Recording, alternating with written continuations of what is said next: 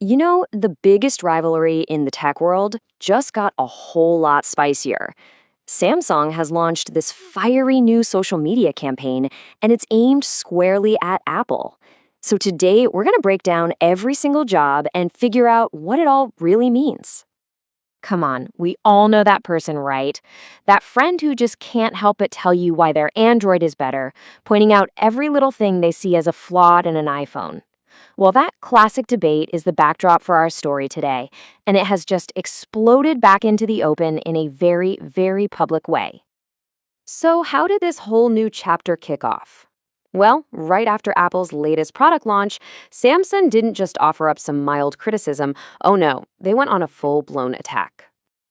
Samsung started things off by digging into its own Twitter archives. They actually reposted a tweet from 2022 that asked Apple, "Tell us when it folds." And their new comment? "I can't believe this tweet still reflects reality." I mean, that is a direct shot at Apple for sticking with its classic flat design while Samsung is all in on its foldable phones.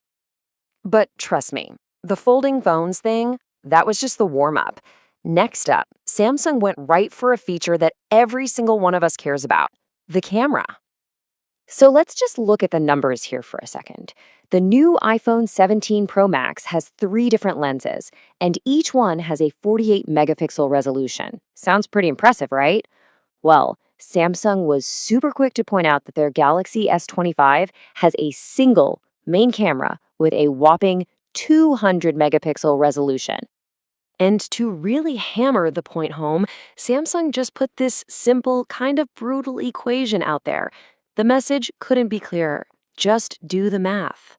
Even when you add up all 3 of their cameras, Apple's total resolution doesn't even come close. It was a seriously witty punchline.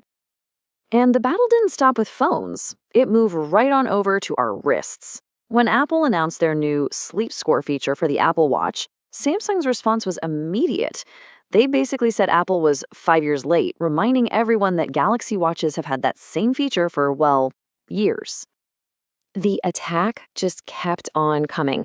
Apple's new AirPods Pro came out with this new instant translation feature, which lets you get real-time translations of conversations. A pretty cool idea. But you guessed it, Samsung was ready with another sarcastic jab. Their response was simple. Welcome to the party. The implication, of course, is that they've had similar translation services for a while now, and once again, Apple is just playing catch-up. Now, as you'd totally expect, this whole corporate throwdown immediately spilled over onto social media, where, the fans of both brands were more than ready to jump into the fight. The pro-Samsung crowd was right there, echoing the company's talking points. A user named Omar put it pretty bluntly. He said Apple just acts like they're inventing technology that's been around for years on other devices, and that Samsung is just light years ahead. But of course, the Apple faithful fired right back. A user named Rakud had a totally different take. He argued that he just can't imagine his life without an iPhone. For him, it's not about having the very latest feature, it's the high security for data that makes him so loyal. Then you had others taking a different angle, attacking the whole idea of the Apple brand. Samar argued that the iPhone is nothing more than prestige advertising, a status symbol, while Samsung is for people who actually understand their tech. And the pile-on just kept going, with comments like, Galaxy is the king of technology. And it wasn't just the fans getting involved. Even other competitors, like the brand Honor, jumped in tweeting that a flat phone doesn't add anything new, but a fold, well, that opens up a whole new world. Okay, so with all this noise and all this debate online, I think it's time we pivot away from the social media drama and look at the cold, hard data. This is really the ultimate question, isn't it? After all the jabs about cameras and watches and folding phones, does any of that stuff actually matter when it comes to who dominates the market? Well, the answer? It might just surprise you. So the numbers, they tell a very different story. Last year, Apple's total revenue hit $383 billion. Samsung Electronics, which is an absolutely massive company, brought in around $200 billion. So despite all the online arguments about who has the better features, the financial data shows Apple is still in a commanding lead when it comes to overall earnings.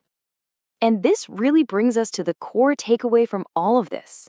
Those passionate, feature by feature arguments you see playing out online, they don't always line up with the reality of the market. So I'll leave you with this final thought to chew on. In this massive smartphone war, what is it that really leads to victory? Is it about being the first one to the finish line with the newest, most innovative features?